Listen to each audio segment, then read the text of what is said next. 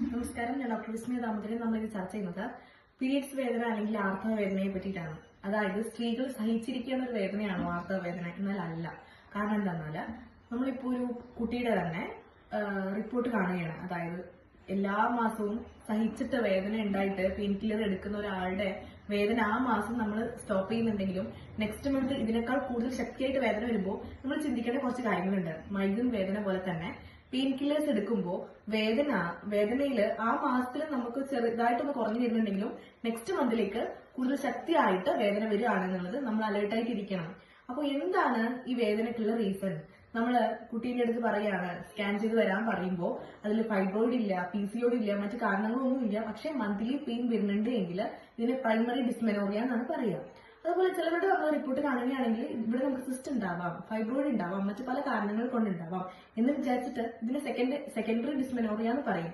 ഇങ്ങനെ പ്രൈമറി ആയിക്കോട്ടെ സെക്കൻഡറി ആയിക്കോട്ടെ നമ്മൾ സഹിക്കേണ്ട ആവശ്യം ഇവിടെ ഇല്ല. പെയിൻ കില്ലർ എടുത്തിട്ട് നമ്മൾ അത് ഒഴിവാക്കേണ്ട ആവശ്യമില്ല.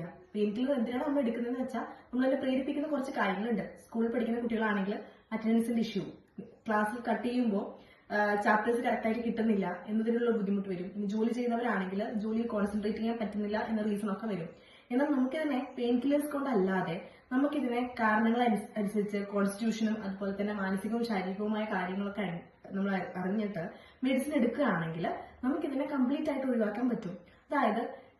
അതായത് പ്രൈമറി ഡിസ്മെനോറിയ ആയിക്കോട്ടെ സെക്കൻഡറി ഡിസ്മെനോറിയ ആയിക്കോട്ടെ, ഈ ഹോമിയോപ്പതിയിൽ നമ്മൾ ഒരുപാട് കാലം മെഡിസിൻ എടുക്കണം എന്നായിരിക്കും നമ്മുടെ രണ്ടാമത്തെ സംശയം. എന്നാൽ വേണ്ട, ഒരു 3 മാസം കൃത്യമായിട്ട് മെഡിസിൻ എടുത്തതിന് ശേഷം, അതായത് പീരിയഡ് പെയിൻ മെല്ലെ കുറഞ്ഞു വന്നതിന് ശേഷം ഒരു 3 മന്ത് പെയിൻ ഇല്ലാണ്ടാണ് വേദന വരുന്നുണ്ടെങ്കിൽ നമുക്കിതിനെ സ്റ്റോപ്പ് ചെയ്യാൻ പറ്റും. അതായത് ദീർഘകാലത്തെ ഒരു ട്രീറ്റ്മെന്റോ കാര്യങ്ങളോ ഒന്നും ഇല്ലാണ്ട് തന്നെ നമുക്ക് ഈ ഡിസ്മെനോറിയ, അതായത് ആർത്തവ വേദന ഒഴിവാക്കാൻ പറ്റുന്ന ഒരു കാര്യമാണ്. നമ്മൾ പെയിൻ കില്ലേഴ്സ് ഉപയോഗിക്കാതിരിക്കാൻ പ്രത്യേകം ശ്രദ്ധിക്കണം കേട്ടോ.